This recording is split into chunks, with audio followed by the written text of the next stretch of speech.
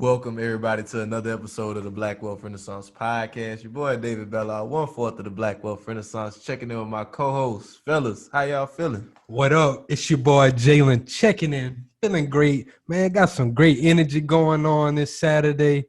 Lovely, lovely, lovely. How the rest of the crew doing? Man, what's good? What's good? It's your boy Jared checking in, man. I can't complain, man. It's a good Saturday, man. It's everything rolling good for me. I'm ready to get into this episode, though, man. Yeah, buddy, man. This about to be another fire episode, man. It's another one. Been in the tuck for a minute, been in the road for a minute. Got a good brother of ours that we met via Instagram on live. He goes by Renaissance 125. So you know we had to already connect with. Oh yeah. My brother out of Chicago, Andre Hayes. Andre, how you doing, bro? Hey, what's going on, fellas? I'm doing great. I appreciate y'all for having me on this afternoon. Hey, man, thank you for coming on, bro. We can't wait to get this show started. So we just going to jump right on into it, my brother. Can you just tell the people, how'd you get started into your real estate journey? My real estate journey started with a program called NACA. That's Neighborhood Assistance Corporations of America. And I was told about NACA by a mentor of mine, a big sister of mine, a broker that I used to work under when I was first trying to learn about real estate and get into real estate. I had been working for a while. I had saved up some money and I had reached out to her like, hey, I'm ready to buy me a house. I got some money saved up. I'm ready to go ahead and take that leap. And she was like, you probably shouldn't buy no house. Like, you know what I mean? She was just like, you young. You're in a situation where you can like really put yourself ahead if you consider getting yourself a multi-unit. And the crazy thing was that was confirmation for me because I had just finished reading Rich Dad, Poor Dad for the first time. You know what I mean? And that was just like, ding, ding, ding, ding, ding, ding, ding. This is really what you need to do. You know what I mean? And she was like, how much money you got saved up? And I'm like, about $10,000, $11,000 or whatever. And she was like, oh, perfect. She was like, you got any debt or whatever in your name? I'm like, I got my car note and little stuff. She was like, all right, cool. Go to this program, called NAC. I went to the website, sign up for their little seminar that they have or whatever. So I went to one of the churches on a Saturday morning and just all of the information that they were giving and that they were saying, it just sounded so unreal, like no money down, lowest interest rate in the country. We pay for your closing costs. You don't have to pay your attorney. You don't have to pay for your agent. We'll provide you with an agent if you don't have one. Just all of these beneficial things to where as a first-time homeowner wouldn't even know that you had to, have in order for you to get a property. You know what I mean? They had this stuff lined up for you and pretty much walking you through the door by hand. And that day I signed up to meet with my mortgage counselor. And me and him ended up becoming really, really cool. His name is Jamil. And from day one, Jamil just was giving me the game because when I walked in, he's noticed that I had on some Jordans. And he was like, man, my son loved Jordans or whatever. And that's how the conversation got started. And I was like, man, I collect sneakers or whatever the case may be. And we just started talking. And I was telling him what my goals were. And I'm like, man, I want to be a multi-unit real estate investor. And this is going to be my first property. At the time, I had my girl with me or whatever. And he was like, well, listen, you're a young black man. I like you. You thinking right. So I'm going to go ahead and give you the game. Do y'all plan on like being together and sticking this thing out? I was like, shit, that's, what it's looking like. Yeah. You know what I mean? And he was like, well, listen, he was like, you get your property, you know what I mean? And you bring her back. You know what I mean? Once you get your property before y'all get married, you know what I mean? Make sure she's straight or whatever with her finances and all that stuff. And y'all double back and y'all get a second property. And then y'all get married and y'all merge everything together. And after y'all get married and merge everything together, y'all can then go get y'all single family home because y'all got hella income, hella equity, whatever y'all need to go and put down on a single family home without it even being a stressful situation at all. And that was probably some of the best advice anybody had ever given me. You know what I mean? And shout out Jamil. Yeah, for real. And I went ahead with my first property. We went ahead and did it.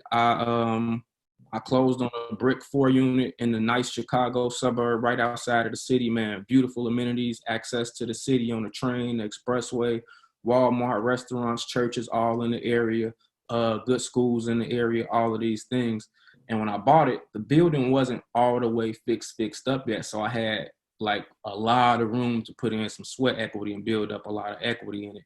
But I'll get to that in a sec. So I closed on a property with a 2.5% interest rate with NACA, and the starting interest rate was 3.5. And at the time, that was extremely low. Right now, I think NACA's interest rates, I'm looking at their website, and it says 3.1 right now. So they're offering a lower interest rate than what I got 5 years ago, which is amazing. So this is a great time to go and look for a property if you're in the market for that.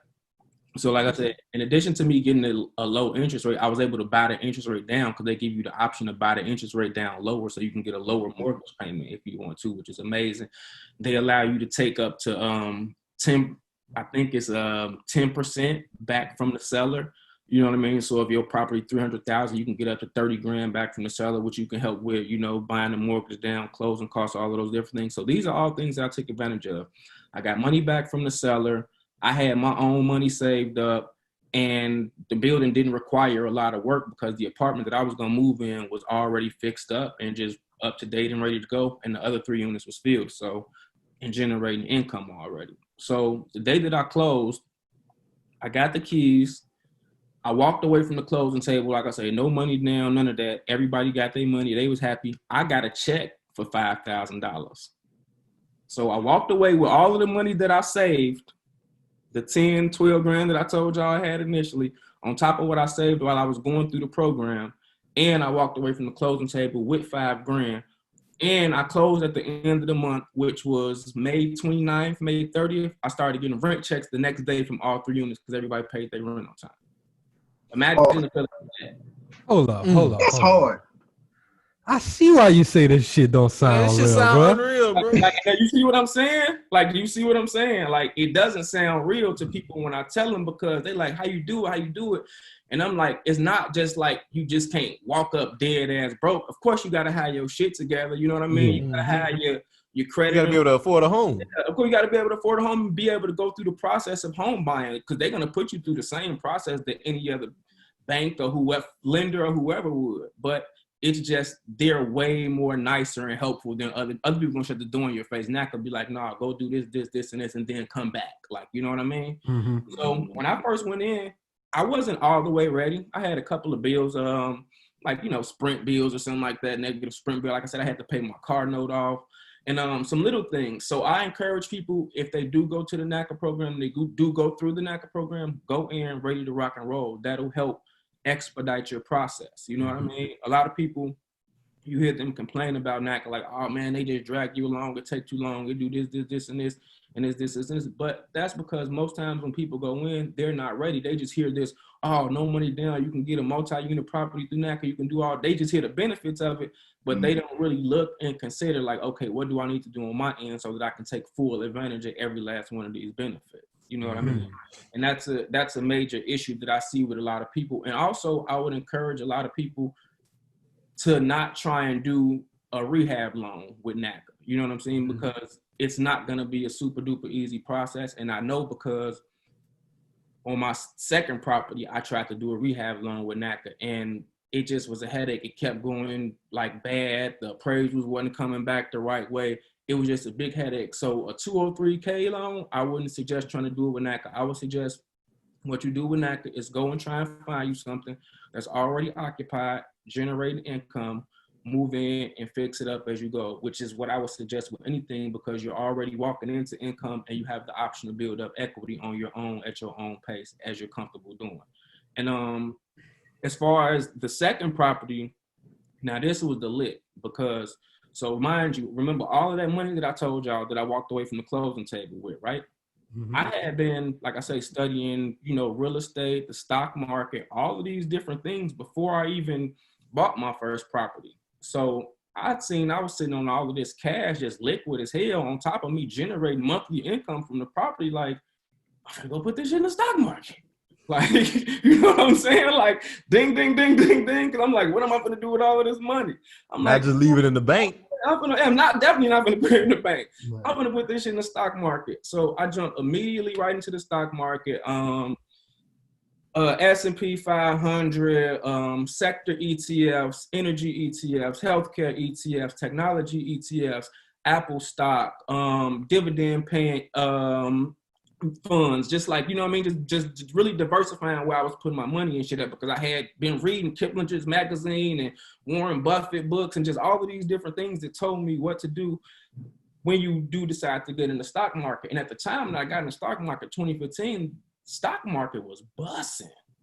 The stock market was bussing. So from 2015 up until 2018, I turned like 16 grand into like $27,000, because what I ended up doing was pulling that money so that we can get the second property. So now this is the story with the second property. So we doubled back with my girl at the time. And this process was way harder than my process, y'all. When I tell y'all, we looked at probably 10 different properties, had probably 5 different contracts.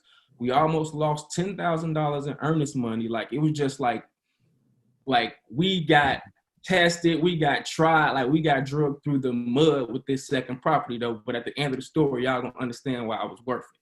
So like, we went through all of these different things, man, and we were looking in these particular neighborhoods where the properties were 300, 400 grand, you know what I mean? We were just trying to max out with the number that NACA told us was the max. And that's another note, if you're listening to this, whatever they tell you the max is with NACA, that is not the max. Like, it's not. Like, whatever the rents are generating on the property, that will determine the max that you can afford on the property, not what they tell you the max is. So don't listen to that shit. So when they tell you your max is $400,000, go and find you something that's $850,000. As long as the rent can, you know what I'm saying, cover that mortgage, and what you make can cover that, you can get that. Like, so don't ever limit yourself. You know what I mean? And I learned this through this process. So like I said, we was looking for whatever they saying the limit was, 4 units for $300,000, $400,000. Man, every deal went south. Every deal went south. Every deal went south. Like I say, one deal, we almost lost $10,000 in earnest money, but it just so happens that a few days before the contract was up,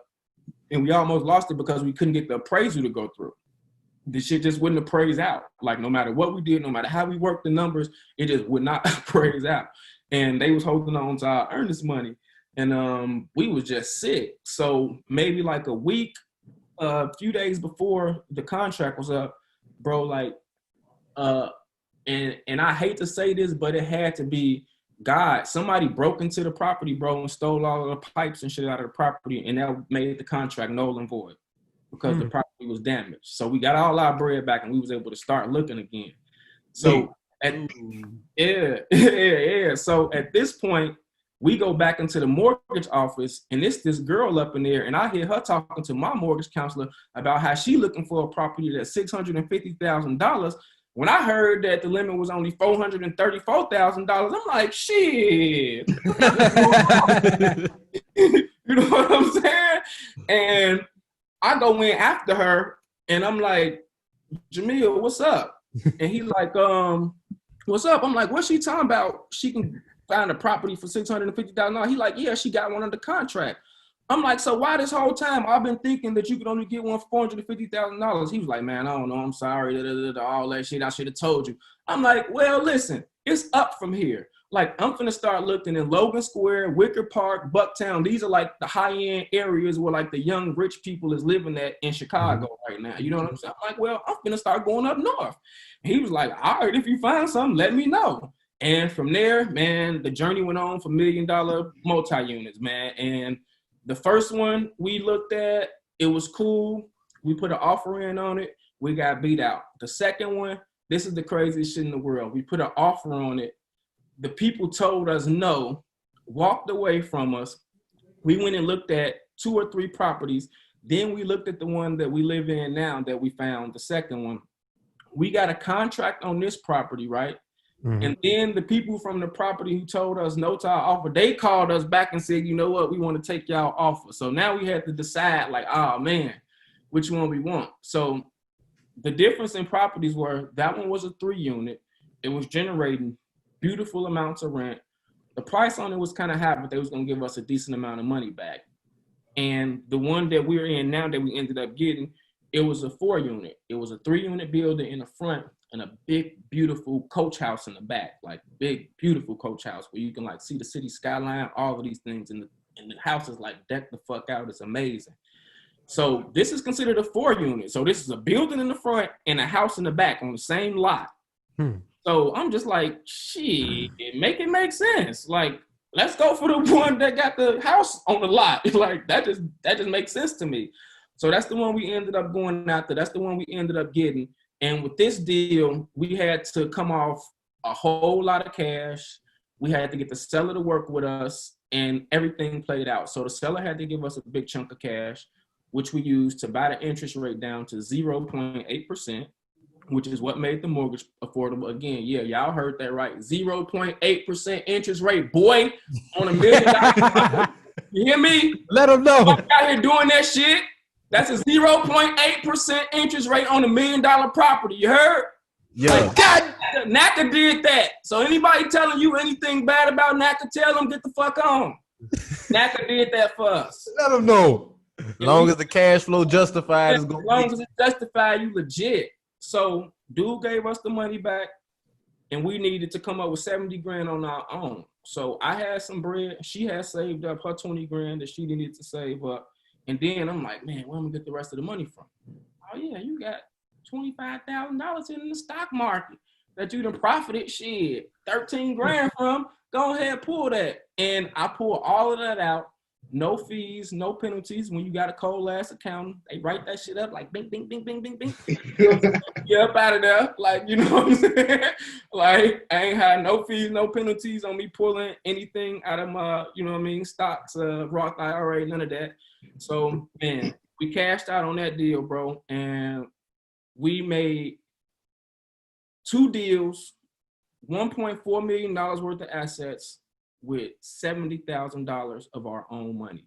That is shit, $1.23 million worth of equity we sitting on, pretty much. Yeah. On top of the shit going up, you know what I'm saying? It's not going down because I'm adding value to the properties again. Like, keep in mind, I'm upgrading as people moving out and, you know, fixing on roofs and all of these different things. And I'm doing all of this stuff on my Instagram too, because I'm starting to do a lot more video and just like visual insight of like what it takes to be a landlord and all of the different things you're gonna have to deal with and go through as a landlord. And yeah, I'm building equity in these places, man. This shit is skyrocketing in value because of the neighborhoods that they're in. So the equity is gonna keep going up. And on top of that, man, both of these motherfuckers is cash flowing. Like, I'm not spending no money out of my pocket for them. They're taking care of themselves. In the 1-4 unit, the first 4 unit, I'm making profit on that because somebody moved in the one that I live in. It's my best friend, you know what I'm saying? But still, like, I had to protect the asset by putting somebody in there that I knew, because now I could tell you, like, yeah, you ain't supposed to move out, but get the fuck out of here. Y'all ain't got like no security team that's I was just about to ask you about that. knocking the doors. Like, yo, who live here right now? Like, as long as the mortgage getting paid, they don't give a fuck. Like, you know what I'm saying? And after you close, you're not even really dealing with NACA no more. You're just dealing with your bank. Like, so if you got Citibank, Bank of America, that's who they deal with as far as the financing goes with NACA, Citibank and Bank of America. So they definitely not sending no motherfuckers out knocking on your doors, motherfucking driving past your house, seeing if you still live there, checking the mailbox to see if your name on it, any of that type of stuff, as long as you're paying your mortgage. So all of that stuff about you got to live there forever and all that, it's not necessarily true if you do things the right way. Don't be not paying your mortgage, moving out, doing a whole bunch of dumb shit, letting motherfuckers sell dope out your building and all that type of shit. You know what I'm saying? But when you do things the right way, handle your business the right way, man, it's ways around everything. Cause I sure was just about to ask you about that with that NACA stuff. Cause I was like, when you said you left out that first one and y'all did the second one, I was like, okay, so you did NACA with your first property under your ID, then your girl did it under her ID. Yeah. And then like when you moved out, I was wondering if you had to refinance. I ain't have to redo nothing, boy. I moved out, put my name on the mailbox with my best friend name on the mailbox, like we roommates. And shit, that's just what it is. You know what I'm saying? I put my name on the deed over here because it couldn't be on the mortgage because I already got a mortgage with NACA or whatever, but I put it on the deed, which is what really matters, because if something happened to her, it's going to deed right over to me.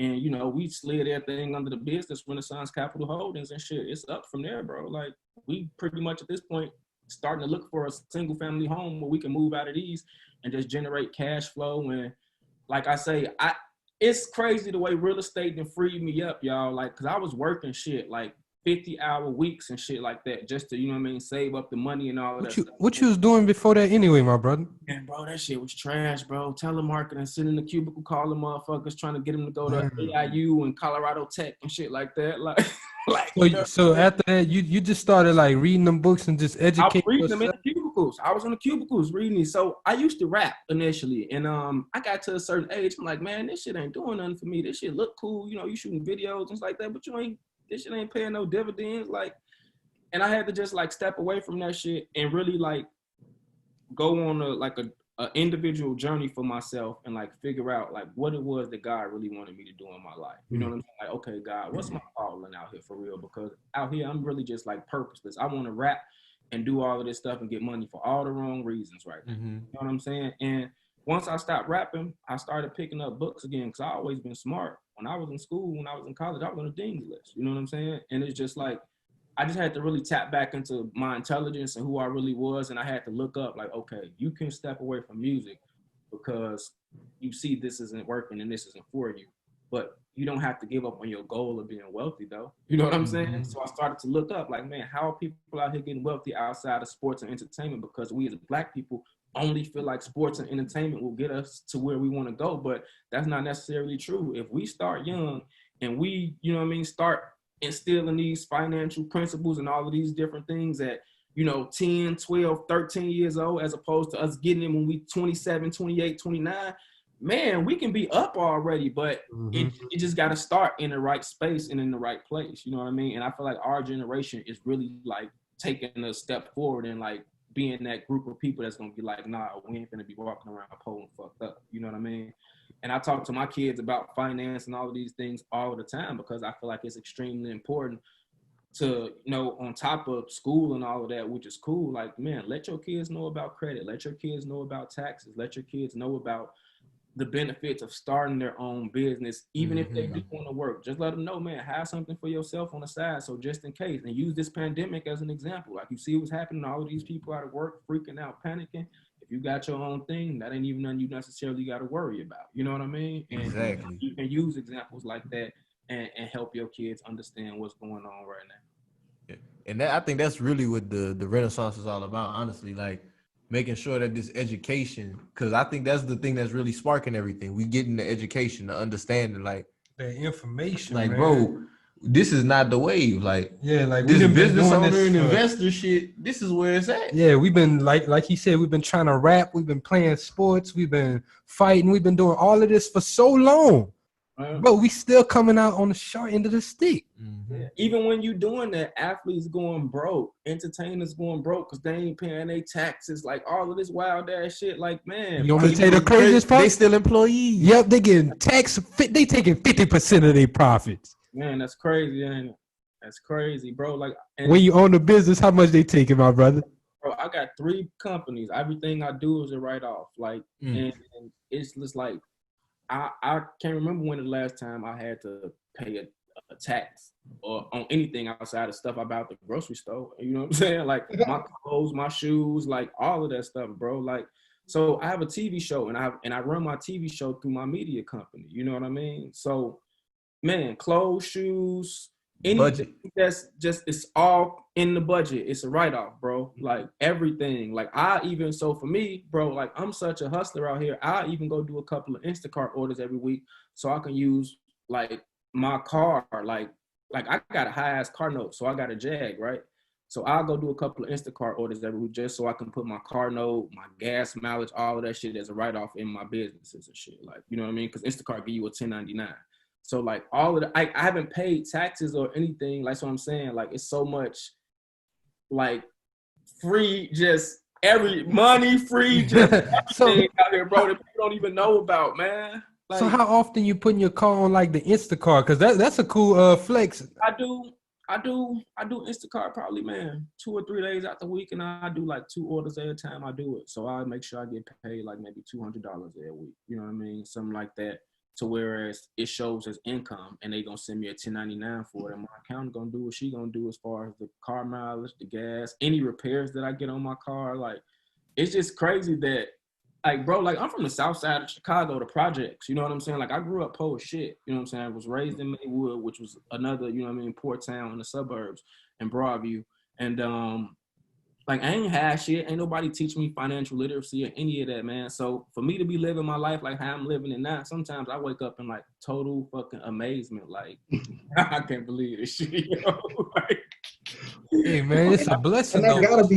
that gotta be a hard feeling though, especially like going from where you had started with the like telemarketing. I don't even really like this job to like, bruh, now current day. Okay, I've educated myself. I understand what's going on with the tax write-offs and all this stuff. Bro, my clothes are write-off. Like that's hard. everything, bro. Like, and when you get that understanding, it's just like y'all seen the movie Limitless before. Like, you start feeling like that, bro. Like, you just start moving and thinking like in other ways. Like, your mind is so free. Like I say, this shit's freed me up to where I done took one of Tide Capital courses, bro, and I done started making money with trading stock options. I ain't know shit about no stock options, nigga. Like, the fuck stock options? I knew the stock market and buying shares, but stock options, nigga. Like, I done made $7,000 in a 10-day time frame just because I educated myself and I had the time to. Like, it was a $60 investment, and that shit then turned itself around 100,000%. You know what I mean? And look, This shit freed me up to do this shit, bro.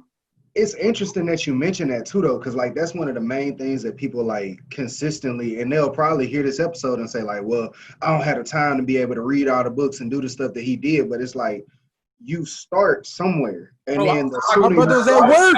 I was in my cubicle, boy. The supervisor was coming over there like, boy, put that book down. Like, I was leaving people on voicemails and all type of shit trying to attain this information. Like, I wasn't giving a fuck, bro. Like I was just in there reckless as hell. Like, I'm sitting in my cubicle.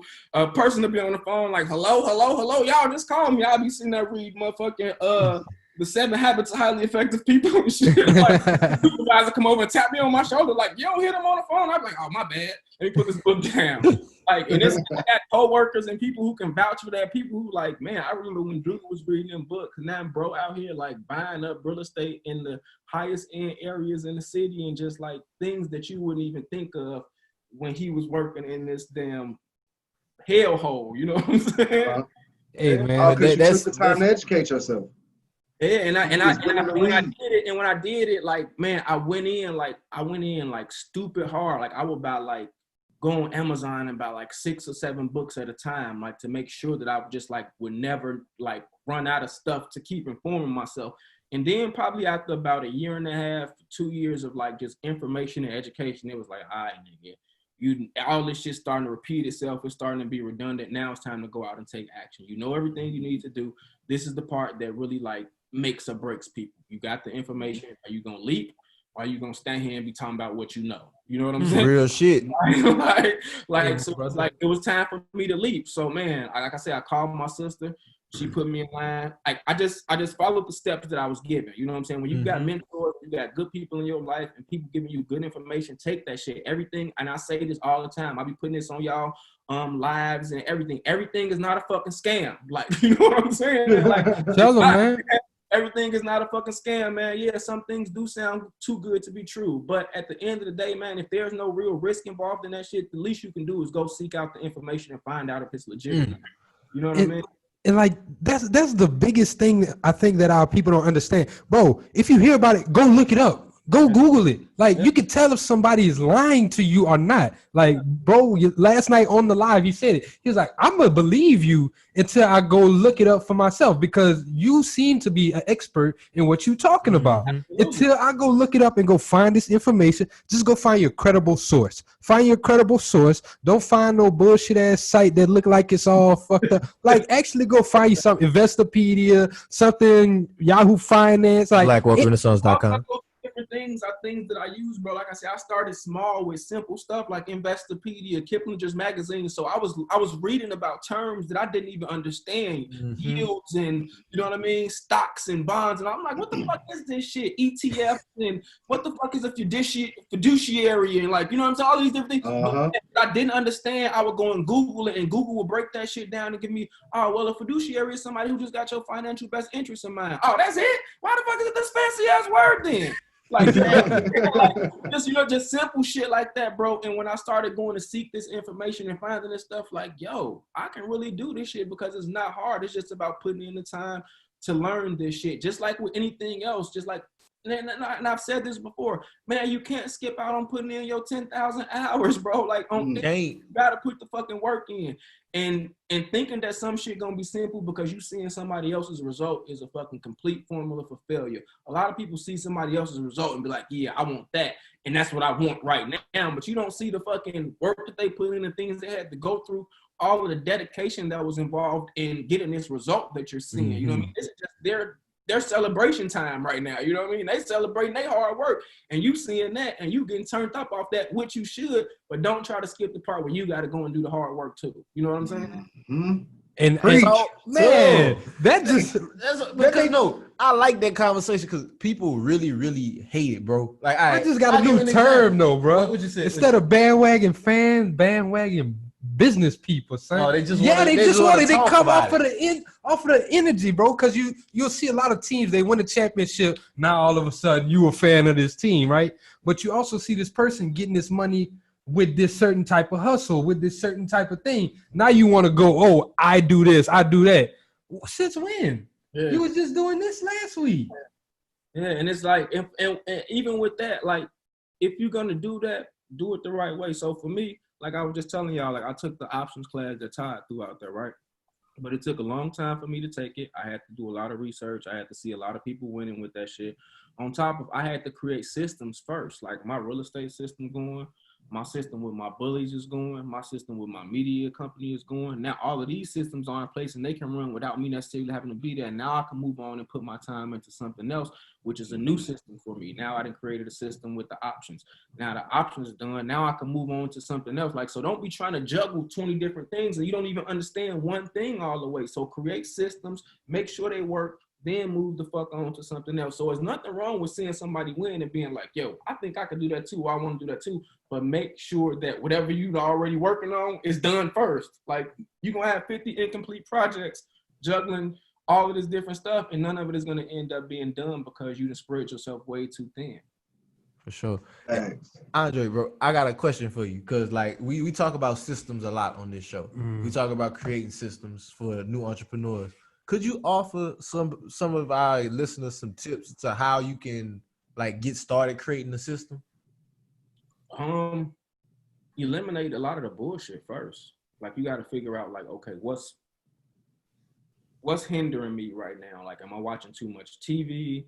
Am I, you know what I mean, working too much? Is that what's stopping me from, like, what is it that I need to eliminate first so that I can focus on, you know what I mean, what's important? Like, that would be the first thing. Like, you got to get rid of eliminate the bullshit. Start knocking out the negatives. Like, the first thing when people be like, man, so how can I start saving money? It's like, shit, just stop, like, with the bullshit. Like, knock out the Netflix, knock out the cable bill, like, simple shit that ain't a need. You know what I mean? Start with yourself. Start small. And then you can start worrying about having some extra money and what to do with it. But you ain't gonna have no money until you start getting rid of all of the expenses that you done took on first. And it's the same thing with what you're asking.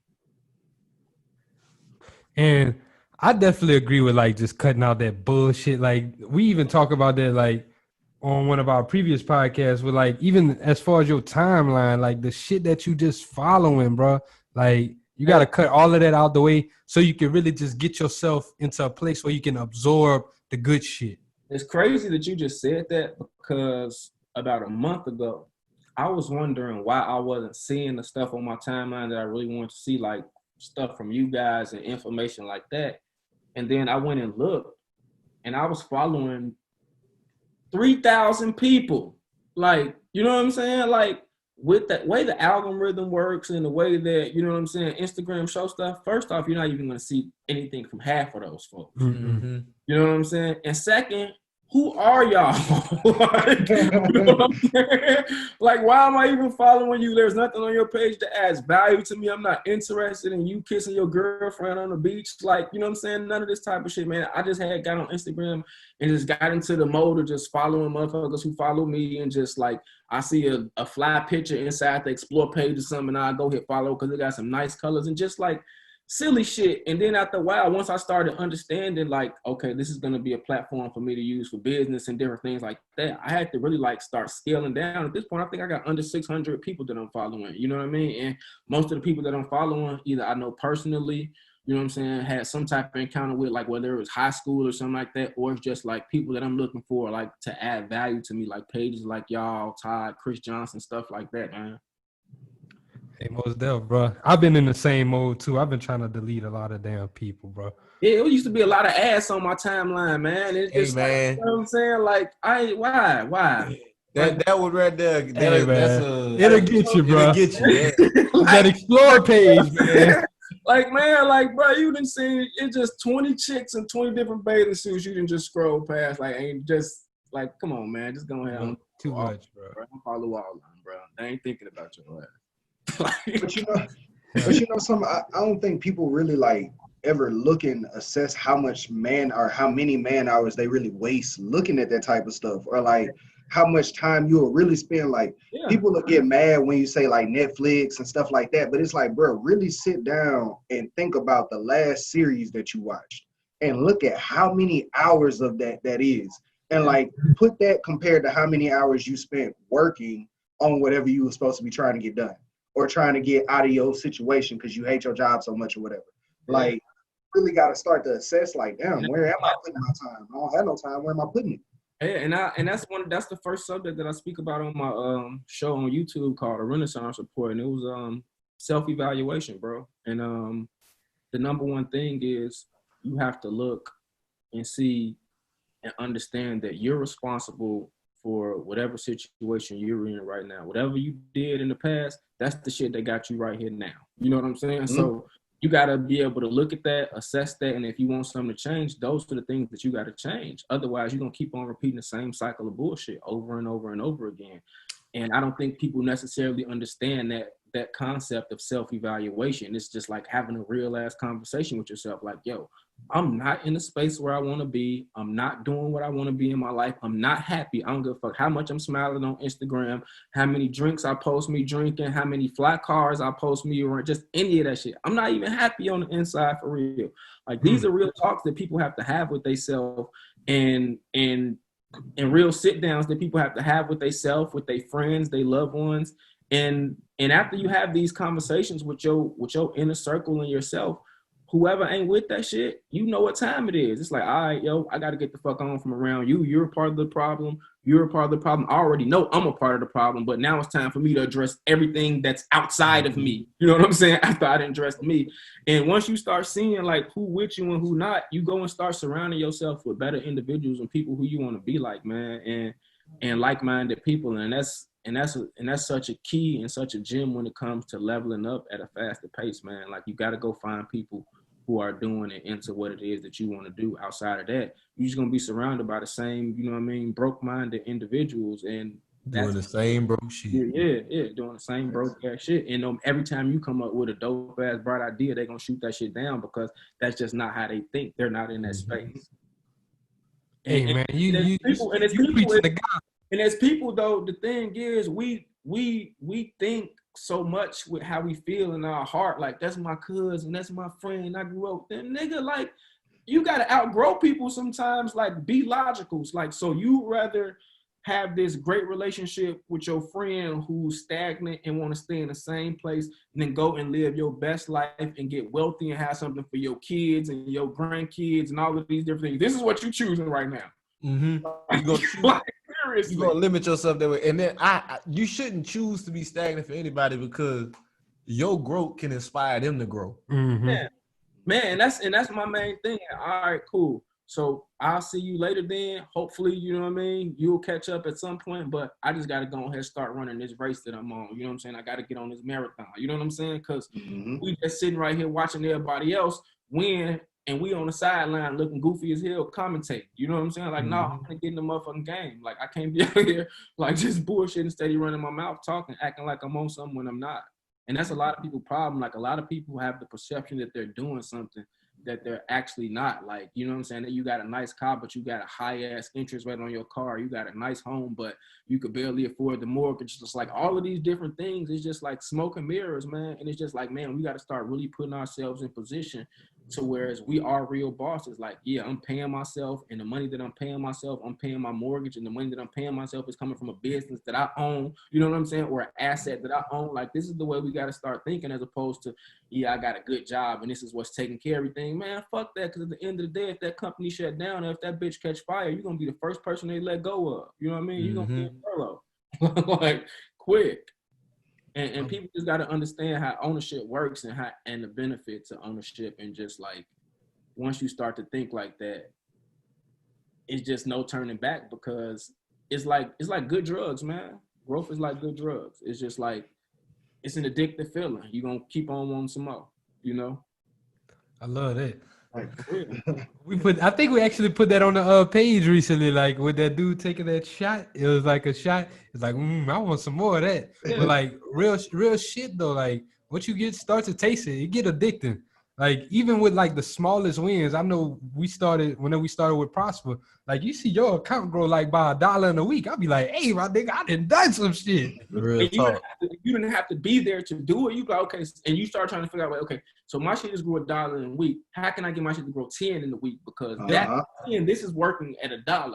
Now I just got to get this shit to be a bigger amount. You know what I'm saying? And this is how you start thinking when you start seeing shit like that. You stop thinking like, okay, I'm trading motherfucking an hour for $15. Now I need to figure out how I can, you know what I'm saying, turn Make this $15 in a minute. Exactly.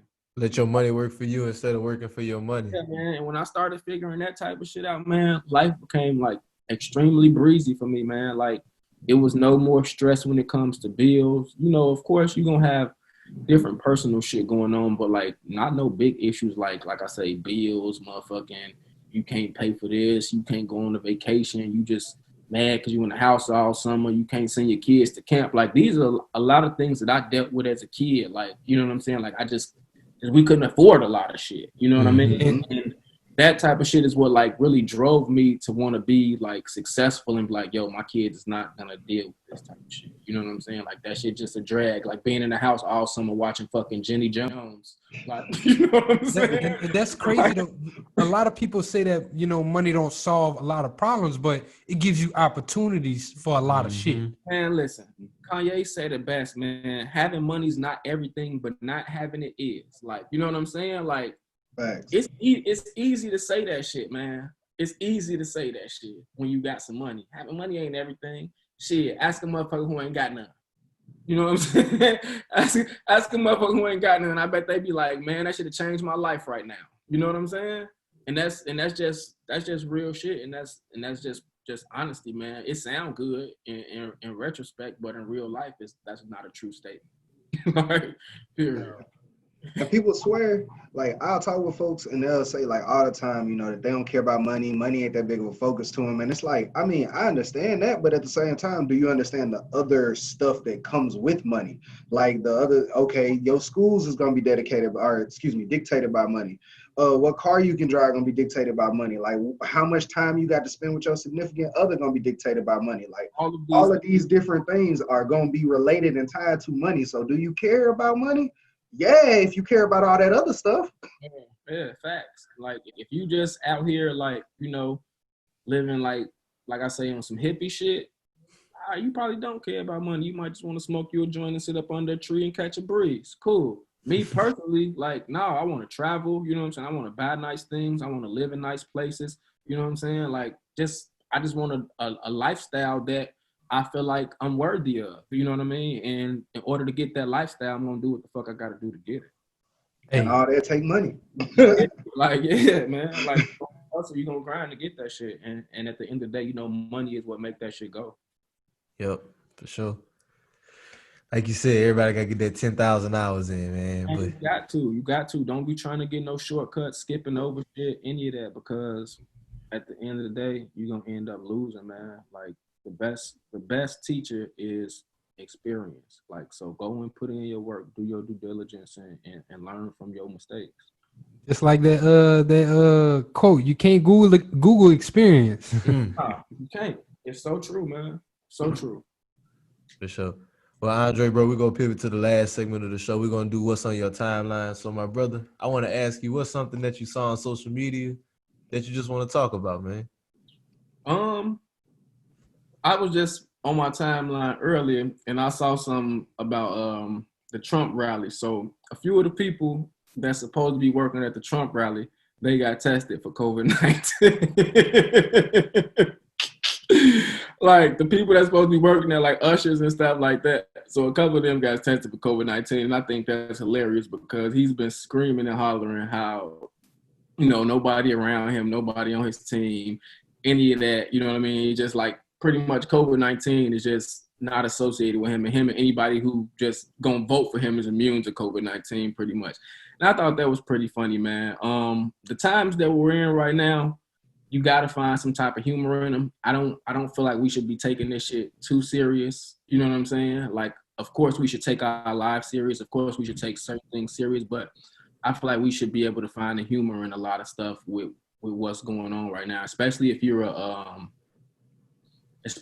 civil-minded individual. You know what I mean? Like, just be able to look at stuff and understand a lot of stuff is just really out of our personal control. You know what I mean? If we really want to have some control and some power with this stuff, we got to know where to actually put our voices and our votes. And it starts with our community. So, you know what I mean? Yeah, you can be mad at Donald Trump. You can scream, Donald Trump ain't shit this, Donald Trump ain't shit that. But you have to start in your community with, you know what I mean, your aldermans and, you know what I mean, your local officials.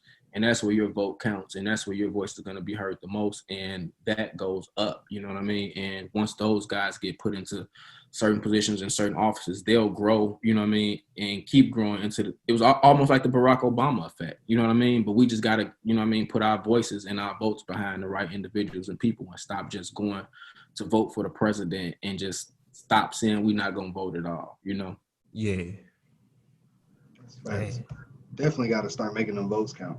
For real. Because that's going to be the way to change things. Get policy changes. You got to get people in there that represent your values, represent what y'all, your voice. Yeah, and people just don't understand that it start, like I say, with local community guys, like I say, like aldermen and people like that in your local community who can, like, you can walk into their office and you can speak to them directly about your problems and they'll try to help you directly and personally, as opposed to you sending letters and writing emails to somebody or whoever that ain't gonna see them or get them at all, or even be thinking about helping you or your community. I love it. And before we get off of here, my brother, can you tell the people where can they find you at if they want to tap in, get some more information from you? If you have any type of products you got, just I'm on Instagram. That's Renaissance125. I'm launching an e-commerce store soon where I will be offering an introduction to real estate course where I'm pretty much giving you guys all of the information and all of the knowledge that I've attained on my real estate journey over the last 10 years. I've worked for a broker. I've taken real estate agent courses. Like I said, I've attained over $1.4 million in real estate. So I'm a pretty seasoned guy when it comes to real estate, and I got a lot of good information for you guys. The course will be about a 4-hour course with broken down into individual modules, and I think you guys will get a lot of information and a lot of value out of it. In addition to that, I also have merchandise on the store and the site as well. And don't forget to shoot over to my YouTube channel to check out the show, The Renaissance Report. It's a lot of free game on there. The Renaissance Report is a show that I like to describe as like a business version of Saturday Night Live, you know what I mean, for Black people. You know what I mean? I'm on there cracking jokes, giving information. We got skits, like, man, the whole nine. And it's like, it's for us. You know what I mean? It's funny, it's informative, it's entertaining, all of those awesome things. Yeah, so go and check out the Renaissance Report. And also, man, like, if you guys have any questions, like I say, go to my Instagram, send me a DM. I'll give you whatever information you guys need about the NACA program. Of course, go to their website, NACA.com, and sign up for their webinars. They're doing webinars on the regular right now. If you feel like you're ready to step into multi-unit real estate investing, they give you multiple options, up to 4 units. You can do a 3-unit with a storefront.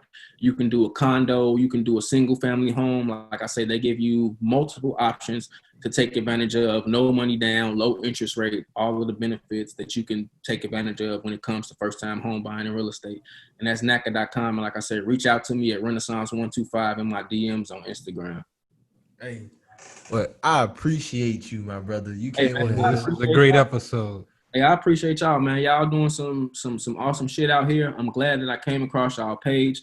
I'm glad that I tapped in with y'all the first time on that live, and since then it's just been up. We've been good and we've been vibing and just, you know what I mean, always good energy and sharing good information with each other. And I just really wanted to get this information out there to people through you guys, because I know a lot of people listen to you guys' podcast and follow you on Instagram. And I used to see like a ton of people really questioning if NACA was real and if the no money down option and all of these different things were real. And it very much so is real. I've taken full advantage of it. It's helped me, like I say, get started in my real estate journey and free me and my family up financially so I can go and start other businesses, invest in the stock market, and do other things with my money that I typically would not have been able to do on the scale that I'm doing at if I had not started in real estate. So, man, please go and take advantage of that NACA program, y'all. Hey, if y'all ain't got no more excuses with the real estate game. My brother really came on here and dropped the gems on the damn NACA program. So y'all get with the NACA program. But all right, we're gonna wrap this episode up. We're gonna do a little couple housekeeping items before we wrap up. Once again, Andre, bro, we appreciate you coming on the show. Thank you everybody for listening week in and week out. We appreciate y'all listenership. Continue to share, like, and subscribe to the podcast. Go to our website, blackwealthrenaissance.com. Check out our blogs. We've been dropping some real fire blogs lately on black businesses and business ownership and just different things that you can invest in. So definitely check that out. Jay. I just want to say y'all be on the lookout for our 12-week program that we're about to have coming out. We're going to do a 12-week series, basically just showing you how the Renaissance is going to work. And we're going through real estate, stocks. We're going to be talking about mentally. We talking about just wealth holistically. So y'all definitely be on the lookout for that. We're going to have the information up really, really soon. But this is about to be a great time. It's going to be a limited amount of seats, only 100 seats. So y'all try to get into it. Jared, you got anything, my brother? Nah, man, just y'all really just reinforcing what he said. Go check out NACA, bro. Like and Juneteenth was yesterday. NACA was like brought into creation by a byproduct of redlining. Like people trying to make redlining or create equality from the misequality that had happened with redlining. Yep. So like, you know, y'all go check that out, bro. It's a program made for you to help catch you up in home ownership. So go check that out. And the lick is, like I told y'all, man, if you got a significant other and y'all plan on being together, man, do it. That's the loophole in the whole thing. That's how you really take advantage of it and really create generational wealth for your family through NACA. I just gave y'all the game, so man. Ain't no excuse. Yeah, ain't no excuse. It's no money down. The man told you all you gotta do is go get yourself in the right position and then take advantage of the program. Yeah, for sure. Well, y'all, on that note, this is Black Wealth Renaissance signing out. Peace. Hey, man. Hey, I got money on my mind.